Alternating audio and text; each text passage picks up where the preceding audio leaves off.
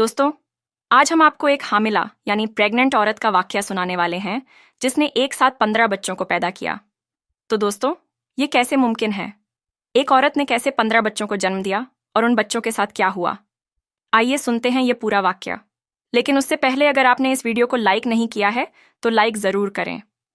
तो चलिए शुरू करते हैं दोस्तों। राशिद नाम का आदमी अपनी और अपनी बीवी की कहानी बताते हुए कहता है कि आज मैं अपनी बीवी को अस्पताल लेकर आया था। बड़ी मुश्किल से हम लोग यहाँ तक पहुंचे थे। अभी वह अंदर गई थी और मुझे लग रहा था कि कुछ बुरा होने वाला है, जब थोड़ी देर बाद ही डॉक्टर्स की चीखें सुनाई देने लगीं। सारे लोग जो बाहर मौजूद थे वह भी हैरान रह गए। इतने में एक नर्स बाहर आई और उसने कहा कि आपकी बीवी कह रही है कि मेरे बाप को बुला दो। मैं जल्दी जल्दी उसके बाप के पास गया और उसे बुलाकर ले आया। जब वह आ गया तो डॉक्टर ने इसके सामने ही मुझे यह बताया कि मेरी बीवी के यहाँ एक साथ 15 बच्चे पैदा हुए हैं। मेरा नाम राशिद है। मैं एक लड़की से बहुत मोहब्बत करता था। उसका नाम शमा है। वह अपने बाप की लाडली थी और उसकी माँ इस दुनिया में नहीं थी। वह अपने बाप के साथ ही रहती थी। इसका बाप इससे कोई काम नहीं करवाता था, जबकि वह लोग बहुत गरीब थे। लेकिन मैं तो उनसे भी ज्यादा गरीब था। मेरे माँ बाप मेरी शादी एक अमीर बाप की बेटी से करना चाहते थे, लेकिन मैं इस अमीर लड़की से शादी नहीं करना चाहता था क्योंकि मैं शमा से प्यार करता था। जब मैंने इस बात से इनकार किया तो मेरे माँ बाप ने मुझे घर से निकाल दिया और कहा कि चला जा यहाँ से। मेरे माँ बाप ने मुझे घर से निकाल दिया। मैंने 2-4 दिन अपने दोस्त के घर गुजारे, लेकिन फिर मेरा दोस्त भी कहने लगा कि यहाँ से जाओ, मैं तुम्हें अब अपने घर में नहीं रख सकता। जब शमा को इस बारे में पता चला तो वह बड़ी परेशान हुई। इसने कहा कि अब क्या करोगे? शमा की आंखों में आंसू आ गए और उसने कहा कि तुमने मेरे लिए इतना कुछ किया, तुम मेरे घर चलो। मैंने इसे कहा कि पागल हो, अगर तुम्हारा बाप कहेगा कि मैं कौन हूं तो क्या करोगी? शमा कहने लगी, ऐसे नहीं, हम पहले शादी करेंगे और उसके बाद मैं अपने बाप से कहूंगी कि यह इस घर का दामाद और मेरा शौहर है। और फिर जब मेरे बाप को पता होगा कि हमारे पास जाने की कोई जगह नहीं है तो वह हमें घर में रख लेगा। सुबह सुबह ही वह अपने बाप के घर से निकली। इसने कोई बहाना किया कि किसी दोस्त की शादी में जाना है। वह तैयार होकर आ गई और कुछ पैसे भी लेकर आई। मैंने भी अपने कुछ दोस्तों को तैयार किया और 4 गवाहों और मौलवी साहब का इंतजाम कर लिया। जब शमा वहां आई तो बहुत ज्यादा परेशान थी। कह रही थी कि मेरा बाप इस दुनिया का सबसे अच्छा बाप है। जब मैं 2 साल की थी तो मेरी माँ इस दुनिया से चली गई थी, लेकिन इसने दूसरी शादी यह सोच के नहीं की कि मुझ पर सौतेली माँ आ जाएगी, जबकि वह उस वक्त सिर्फ 24 साल का था। और आज मैं इसको बगैर बताए अपनी जिंदगी का इतना बड़ा फैसला कर रही हूँ। मैंने इससे कहा, मैं भी अपने माँ बाप का इकलौता बेटा था, लेकिन तुम्हारे लिए मैंने इन्हें छोड़ा है। बात यह नहीं है कि किसने ज्यादा कुर्बानी दी, बात यह है कि हम दोनों ने बहुत बड़ी कुर्बानी दी है और उम्मीद है कि सब कुछ ठीक हो जाएगा। बाकी माँ बाप सारी जिंदगी नाराज नहीं रहेंगे, मान जाएंगे। मैंने इसको तसल्ली दी। हम लोगों का निकाह हो गया। हमारा सबसे बड़ा मसला यही था कि हमारे पास पैसे नहीं थे। मैंने सिर्फ मैट्रिक किया हुआ था और मेरे हाथ में कोई हुनर ना था। मैं हट्टा कट्टा नौजवान था, मजदूरी कर सकता था, लेकिन वह भी रोज नहीं मिलती थी। शमा को शायद कपड़े सीने आते थे, लेकिन इसके पास मशीन ना थी। हम लोगों का निकाह हो गया और शमा रोने लगी कि मेरा बाप मुझे तलाश कर रहा होगा, क्योंकि मैं कभी इतनी देर घर से बाहर नहीं रही। अब घर चलते हैं। जब हम लोग घर में दाखिल हुए तो मेरे बाप ने पहले ही कहा कि तुम कहाँ रह गई थी? मैं कब से तुम्हारा इंतजार कर रहा था, दोस्त के घर गई थी। लेकिन इतनी देर इसके बाप की नज़र मुझ पर पड़ी तो वह हैरान हो गया। इसने कहा कि यह कौन है? शमा ने कहा कि अंदर चलो, फिर बताती हूँ। हम दोनों अंदर आ गए और शमा ने उनको सब कुछ बता दिया। बताते बताते वह रोने लगी थी। इसके बाप ने कहा कि तेरी इतनी जुर्रत कि तूने किसी से निकाह कर लिया बगैर मुझसे पूछे, और अब मेरे घर आ गई और कहती है कि हमें यहीं पर रहने दो। कैसा आदमी ढूंढा है तूने, जिसको इसके घर वालों ने घर से बाहर ही निकाला दिया। मैंने आज तेरे लिए रिश्ता देखा था। मैं आज ही अपने दोस्त को जुबान देकर आया था। अरे, उसका बेटा डॉक्टर है। माना कि हम गरीब हैं, लेकिन तेरी शक्ल इतनी खूबसूरत है कि तेरे लिए मैंने डॉक्टर का रिश्ता तलाश किया है। पता नहीं क्या कहकर मैंने अपने दोस्त को मनाया, किस तरह से मैंने उसको राजी किया, और तू इस आदमी से निकाह करके चली आई। निकल जा मेरे घर से, मैं तुझे कभी माफ नहीं करूंगा। चली जा यहाँ से। शमा तो हैरान रह गई, क्योंकि इसे बिल्कुल भी अंदाजा नहीं था कि इसका बाप इस तरह का रद्द अमल देगा। इसके बाप ने कहा कि तूने मेरा दिल दुखाया है, मुझे मुआशरे में रुस्वा किया है, इन लोगों के सामने मेरी बेइज्जती करवाई है, चली जा यहाँ से। मैं तो कहता हूं कि तू कभी मां नहीं बने। शमा रोने लगी, बिलखने लगी। नहीं नहीं, ऐसे नहीं करें, मुझे थोड़ी सी जगह दे दें, मैं इस घर में रह लूंगी। आपको अम्मी का वास्ता है। लेकिन शमा के बाप ने उसकी एक बात ना मानी, बल्कि हम दोनों को धक्के देकर घर से निकाल दिया। अब हम दोनों के पास ही रहने की कोई जगह नहीं थी।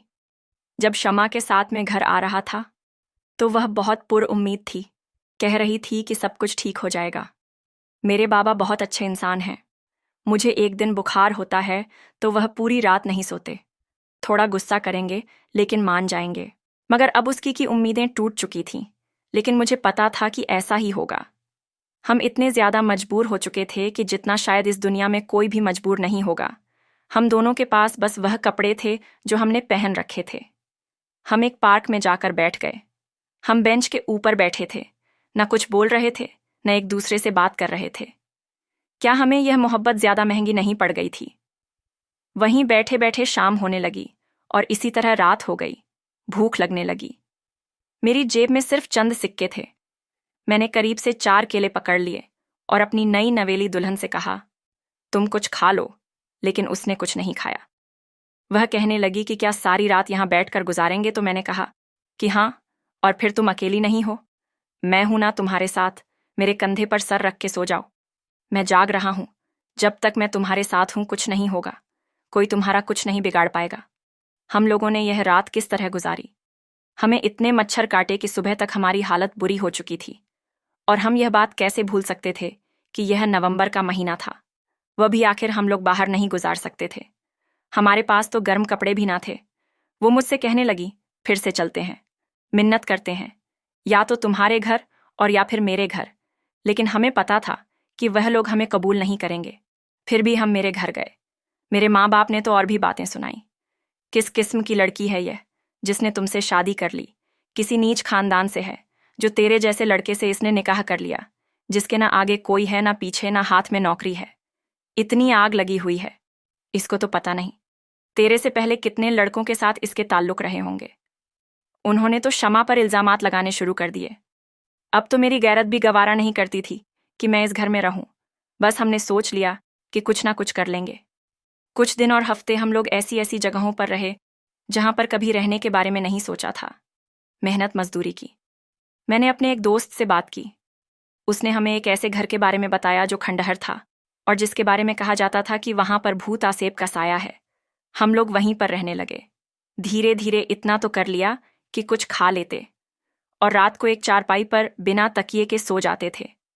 मुझे पता था कि हमारे भी हालात बड़े बुरे हैं और आहिस्ता आहिस्ता सब कुछ ठीक हो जाएगा। 2-4 महीनों में हालात मजीद बेहतर हो गए। बेहतर यही थे कि बस सड़कों पर नहीं रह रहे थे। इस घर में कुछ पुराने कपड़े थे, कुछ पुराना सामान था। शमा ने इसी को धो के साफ करके एक कमरे को रहने के काबिल बना लिया और हम वहीं पर रहने लगे। एक दिन वह मेरे कंधे पर सर रख के सो रही थी कि अचानक एक बुरे ख्वाब से जाग गई। बुरी तरह से डर गई थी। मैंने कहा, क्या हुआ? मैं हूं ना तुम्हारे साथ। क्या हो गया? कहने लगी कि मैंने बुरा ख्वाब देखा है। हमने अपनी जिंदगी की शुरुआत अपने माँ बाप की बद्दुआ लेकर की है। क्या बनेगा हमारा? और बाबा ने जो बद्दुआ दी, इसका क्या? अगर हमारे घर कोई औलाद ना हुई तो इस जिंदगी का क्या मकसद? मैंने उससे कहा कि देखो, माँ बाप के दिल औलाद के लिए बहुत नरम होते हैं। मैं अपनी बीवी शमा को अकेला छोड़कर जाता था, लेकिन इसने कभी नहीं कहा था कि मुझे डर लग रहा है, क्योंकि वह जानती थी कि हमारे पास और कोई रास्ता नहीं है। एक दिन मैं घर आया तो उसकी तबीयत बड़ी खराब थी। मैंने उससे कहा कि चलो डॉक्टर के पास। वह कहने लगी कि कैसे जाएंगे, डॉक्टर पैसे मांग लेगा। अगर सरकारी अस्पताल में भी जाएंगे तो पर्ची बनवानी पड़ेगी। हमारे पास तो पर्ची बनवाने के लिए पैसे नहीं हैं। मुझे पता है मेरे साथ क्या हो रहा है। मैंने कहा कि क्या हो रहा है, मुझे बताओ। इसने कहा कि शायद मेरे यहाँ औलाद होने वाली है। यह बात सुनकर मैं तो बहुत खुश हुआ, लेकिन वह कहने लगी कि हमारे पास तो कुछ भी नहीं है। इस बच्चे को हम कैसे पालेंगे? इसके लिए खाना पानी कहाँ से लाएंगे? मैंने उससे कहा कि वह अपना रिस्क खुद लेकर आएगा। तुम परेशान नहीं हो, मैं हूं ना, मैं उसे बार बार कहता था कि मैं हूं ना, लेकिन वह चुप हो जाती थी। शायद उसको मुझ पर भरोसा नहीं था और वह जानती थी कि मैं अपनी पूरी मेहनत करके भी ज्यादा से ज्यादा क्या ही कर लूंगा। क्या पसंद की शादी करना इतना बड़ा गुनाह है? एक दिन मुझे मेरे बाप ने देख लिया था। मैं मजदूरी कर रहा था और मैंने फटे हुए कपड़े पहने हुए थे। मुझे लगा कि शायद वह मुझे बुला लेंगे, गले से लगा लेंगे, लेकिन वह मेरे पास से गुजर गए। किसी को भी हम पर तरस नहीं आ रहा था, ना हमारे अपनों को और ना ही गैरों को। शमा रोज रोती थी, कहती थी कि पता नहीं क्या हो रहा है। वक्त इसी तरह गुजरने लगा। मैं उसे एक दफा भी डॉक्टर के पास नहीं लेकर गया। उसे कभी कोई ना कोई मसला बनता था, कहीं दर्द होता था। हमें पता ही नहीं था कि कितने महीने गुजर गए हैं। एक दिन कहने लगी कि जिस दिन मेरी तबीयत खराब हुई थी, इस बात को तो 10 महीने गुजर गए हैं। अभी तक मेरे यहाँ विलादत क्यों नहीं हो रही? मैंने इसे कहा कि ऐसा तो नहीं होता, लगता है तुम्हें ठीक से पता ही नहीं है कि कौन सा महीना चल रहा है। मैंने इससे पूछा कि बाकी सब कुछ ठीक है। वह कहती थी कि हाँ, सब ठीक है और कोई मसला नहीं हो रहा, लेकिन मुझे लगता है कि वक्त ऊपर हो गया है। मैंने इसे कहा कि नहीं, वक्त ऊपर नहीं हुआ, शायद तुम्हें ठीक से याद नहीं। लेकिन वक्त गुजरता जा रहा था और हमें ऐसे लगता था कि जैसे 13 या 14 महीने गुजर गए थे। हम डॉक्टर के पास गए। ये डॉक्टर असल में डॉक्टर नहीं थी, बल्कि कोई नर्स थी। जब इसने शमा को देखा तो इसने कहा कि आपका तो अभी 5वां महीना चल रहा है। हमने कहा कि नहीं, ऐसा कैसे हो सकता है? इसने कहा कि ऐसा ही है, क्योंकि शमा बहुत ज्यादा दुबली और कमजोर हो गई थी। इसे देखकर भी ऐसा ही लगता था कि जैसे इसे 5 माह का हमल है। हम लोग वापस आ गए और वक्त फिर से गुजरने लगा। इस बीच एक और हादसा हो गया। मेरा एक्सीडेंट हो गया और मेरी टांग में फ्रैक्चर हो गया। एक भले आदमी ने मेरी पट्टी करवा दी, क्योंकि इसी की गाड़ी के साथ मेरा एक्सीडेंट हुआ था। अब मैं मेहनत मजदूर भी नहीं कर सकता था। मैंने लोगों से उधार उठाना शुरू कर दिया। मुझे कायदे के मुताबिक 3 महीने तक आराम करना चाहिए था, लेकिन मैं 1.5 महीने बाद ही बमुश्किल अपने पैरों पर खड़ा हो गया और फिर से मेहनत मजदूरी करने लगा। मैंने बड़ी तकलीफ काटी थी। वक्त और गुजरने लगा। हम फिर उस डॉक्टर के पास गए। इसने कहा कि अभी तो 8वां महीना चल रहा है। इतना कहकर वह चुप हो जाती थी और अपनी फीस ले लेती थी, जो हम बड़ी मुश्किल से जमा करके इसके पास जाते थे। शमा डिप्रेशन में चली गई थी। मैंने शमा से कहा कि हम किसी अच्छी डॉक्टर के पास चलते हैं, कुछ भी कर लें, मिन्नत कर लेंगे, इसको कहेंगे कि फ्री में चेक कर ले, इससे अच्छे अस्पताल चलते हैं। लेकिन वह कहती थी कि मैंने नहीं जाना। वह कहती थी कि बस जो है इसको ऐसे ही चलने दो। आप यह कहानी सुनकर हैरान हो रहे होंगे कि भला ऐसा भी होता है, लेकिन इस दुनिया में बहुत कुछ होता है। हम लोगों को हमारे अपने माँ बाप ने घर से निकाल दिया। हमें हमारे 4 जोड़ी कपड़े भी नहीं लेने दिए। हम लोग एक भूत बंगले में रह रहे थे, जहां से लोग पास से भी नहीं गुजरते थे। कोई हमें उधार नहीं देता था। मेरी टांग टूट गई और मैं टूटी हुई टांग के साथ मेहनत मजदूरी करता था। मेरी बीवी हामिला थी और वह बेचारी इस भूत बंगले में अकेली रहती थी। मुझे तो ऐसे लगता था कि जैसे इसके ऊपर किसी का साया पड़ गया है। वह अपने होशो हवास में ना थी। एक दिन मैंने इसे कहा कि अब बहुत हो गया, पता नहीं क्या हो रहा है। इतनी देर तो नहीं होती ना कि किसी का बच्चा ही पैदा नहीं हो रहा होता। मैं तुम्हें डॉक्टर के पास लेकर जा रहा हूं, चलो। जैसे मैंने इसका हाथ पकड़ा, इसने एक झटके से मेरा हाथ छुड़ा लिया। मुझे इस पर ऐसे लगा कि जैसे इसके अंदर मुझसे ज्यादा ताकत है। इसकी आंखों में अजीब सा एहसास था। इसके चेहरे पर अजीब सी नफरत थी। इसने कहा कि तुम्हारी वजह से हुआ है ये सब कुछ, और अब तुम तमाशा देख रहे हो। डॉक्टर के पास ले जाने की औकात है। तुम्हारी मिन्नत कर लेंगे जाके। कौन सी डॉक्टर मिन्नत करके मेरा चेकअप करेगी? और अगर इसने वहां कह दिया कि इसका तो ऑपरेशन होगा, तो क्या मिन्नत करवा के ऑपरेशन करवाओगे? वह ऐसे बोली कि मैं हैरान रह गया। मैं समझ ही नहीं पाया कि ये वही शमा है। मुझे ऐसे लगा कि इसके अंदर कोई और बोल रहा है। अब मुझे इससे डर लगने लगा। इसने कहा कि बैठ जाओ। चुप करके दिन गुजरा और जब सुबह हुई तो वह बिल्कुल ठीक थी। ऐसे लग रहा था कि जैसे इसने मुझसे कोई लड़ाई, कोई बदतमीजी, कोई बदजुबानी की ही नहीं। कहने लगी कि पाउडर वाला दूध खत्म हो गया है। हम पाउडर वाले दूध का एक पैकेट लेते थे और इससे 10 दफ़ा चाय बनाते थे, जबकि वह सिर्फ 2 कप चाय बनाने के लिए ही होता है।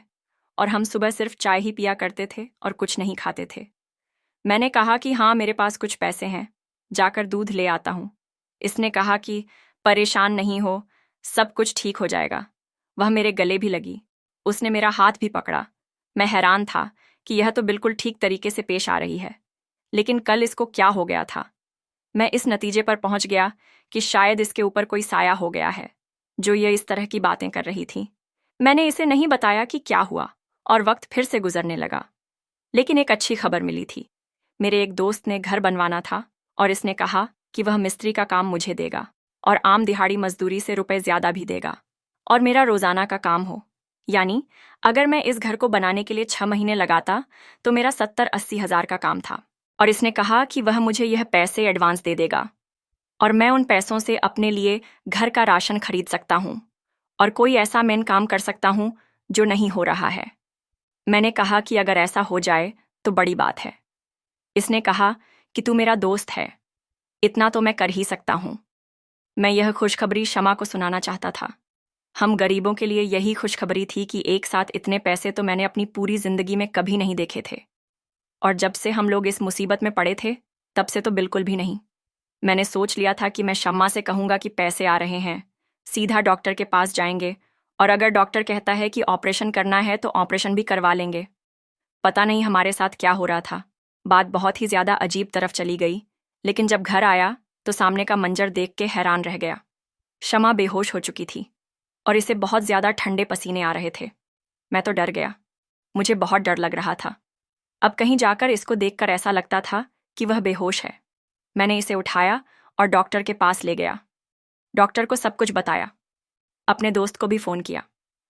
जब डॉक्टर ने कहा कि ये आप क्या कह रहे हैं कि 1 साल से भी ज्यादा अरसा हो गया, ऐसा नहीं हो सकता, आप लोगों से कोई गलती हुई होगी। मैंने इसे कहा कि डॉक्टर साहिबा, मुझे तो इतना पता है कि हमल को 1 साल से भी ज्यादा अरसा हो गया है, लेकिन बच्चा पैदा नहीं हुआ। बताएं क्या हो सकता है। उन्होंने कहा कि अच्छा, हम चेक करते हैं। जब वह बाहर आई तो काफी परेशान थी। उन्होंने कहा कि ऑपरेशन करना होगा। मैंने कहा कि मैं पैसों का इंतजाम करता हूं, तो डॉक्टर ने बड़ी अजीब बात कह दी। उसने कहा कि नहीं, पैसों का इंतजाम करने की जरूरत नहीं है, यह सब कुछ हमारी तरफ से होगा, हम खुद ही सब कुछ कर लेंगे। बस हमें आपकी इजाजत चाहिए, क्योंकि इस तरह का केस हमने पहले कभी देखा ही नहीं है। तो हम लोग वीडियो बनाना चाहते हैं।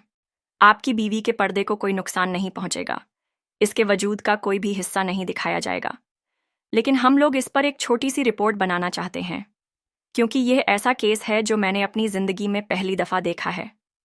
और अगर इस केस के बारे में हम थोड़ी मालूमात रिकॉर्ड कर लें तो कल को पढ़ाई के मकसद के लिए इसको इस्तेमाल किया जाएगा। अगर आप हमें इजाज़त देते हैं तो हम ऐसा करेंगे, वरना नहीं करेंगे। और इसके बदले में हम आपकी बीवी का सारा इलाज बिल्कुल मुफ्त करेंगे। इसके बाद की दवाइयाँ भी हमारी तरफ से होंगी, और जब तक वह ठीक नहीं हो जाती वह अस्पताल में मुफ्त रह सकती है। मैं तो गरीब आदमी था। मैंने कहा कि बस मेरी बीवी की चादर और पर्दे को कोई नुकसान नहीं पहुंचना चाहिए, और ऐसा कुछ नहीं होना चाहिए। हम लोग गरीब हैं लेकिन इज्जतदार हैं। उसने कहा कि आप फिक्र नहीं करें, मैं आपको यकीन दिलाती हूँ। हम जो भी रिकॉर्ड बनाएंगे आपको पहले दिखाएंगे। अगर आप ओके करेंगे तो तभी हम इसको सेव करेंगे, नहीं तो आपकी आंखों के सामने डिलीट कर देंगे। मैंने कहा कि ठीक है। डॉक्टर ने कहा कि आपको ज्यादा परेशान होने की जरूरत नहीं है, थोड़ा वक्त ज्यादा लगेगा। मैंने कहा कि मेरी बीवी तो ठीक है ना? तो डॉक्टर ने एक लंबी आह भरी और कहा कि हाँ, ठीक है। मैं हैरान था। वहां पर एक आदमी बैठा था। उसने कहा कि मेरी बीवी का तीसरा ऑपरेशन है, ज्यादा से ज्यादा आधा घंटा लगता है, लेकिन आपकी बीवी को तो अंदर ले गए हैं और 2-3 घंटे गुजर चुके हैं। आप पता क्यों नहीं करते कि क्या हो रहा है? मैंने कहा कि भाई मुझे तो नहीं पता इन मामलात का। उसने कहा कि अरे मुझे तो पता है ना, मैं आपको कह रहा हूं कि आधे घंटे से ज्यादा वक्त नहीं लगता। आप जाकर देखें। आजकल अस्पताल वालों का क्या भरोसा है, पता नहीं आपकी बीवी जिंदा भी है या नहीं। मैं और परेशान हो गया, लेकिन कहाँ जाता, किसके पास जाता और किससे पूछता? मुझे कुछ भी मालूम नहीं था। अचानक मेरी नज़र मेरी बीवी के बाप पर पड़ी। उसने मुझे यूं देखा और वह समझ गया, यह तो औरतों का अस्पताल है, तो शायद इसकी बेटी को ही लेकर आए होंगे। उसने कहा कि क्या हुआ, मेरी बेटी को कैसी है? वह ठीक तो है। मैंने इनको सब कुछ बता दिया तो वह फूट फूट के रोने लगा। उसने कहा कि तुम लोग मेरे पास क्यों नहीं आए?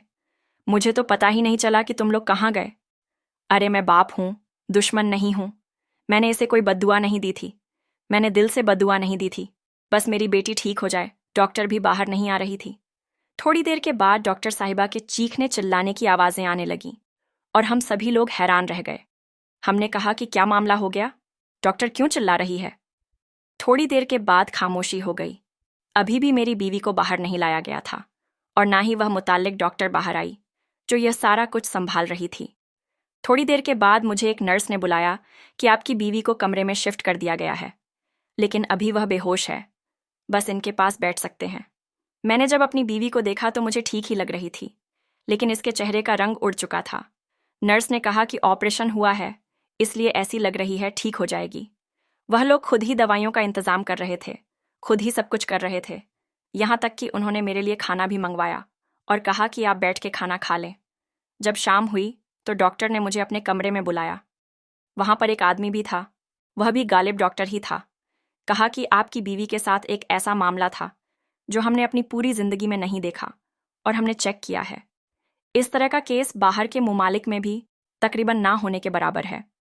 किसी ने यह बात कही है कि इस तरह का केस कहीं बाहर हुआ था, लेकिन इसके भी कोई पक्के सबूत नहीं है। लेकिन यह सब तो हमारी आंखों के सामने है। मैंने कहा, मेरी औलाद कहाँ है? मेरा बच्चा तो बच गया ना? इसने कहा, आपका कोई भी बच्चा सलामत नहीं है। हमें इस बात का अफसोस है, लेकिन आप इस बात पर खुश हो जाएं कि हमने आपकी बीवी को बड़ी मुश्किल से बचाया है। मैंने कहा, क्या मतलब? उन्होंने कहा, आपकी बीवी के यहाँ एक साथ 10 से 15 बच्चे पैदा होने वाले थे, लेकिन इन सब की ग्रोथ बहुत ही कम थी और इन सब की ग्रोथ रुक चुकी थी। यूं समझे कि वह सब इस तरह के थे जैसे 2-2, ढाई-ढाई महीने का हमल होता है, यानी कि बहुत छोटे छोटे। उन्होंने मुझे एक तस्वीर भी दिखाई और कहा कि इस तरह का मामला था। मैं हैरान रह गया। वह कहने लगा, इसमें आपकी बीवी का फ़ायदा ही था, क्योंकि अगर यह 15 बच्चे किसी भी तरह इनके हमल में सही परवान चढ़ते तो से इनकी जान को भी खतरा हो सकता था। और मेरे ख्याल से इनमें से आधे से ज़्यादा बच्चे शायद बीच में ही इस दुनिया से चले जाते। और अगर आपके यहाँ इतने बच्चे भी पैदा हो जाते तो यह आपके लिए कोई खुशी की खबर नहीं थी।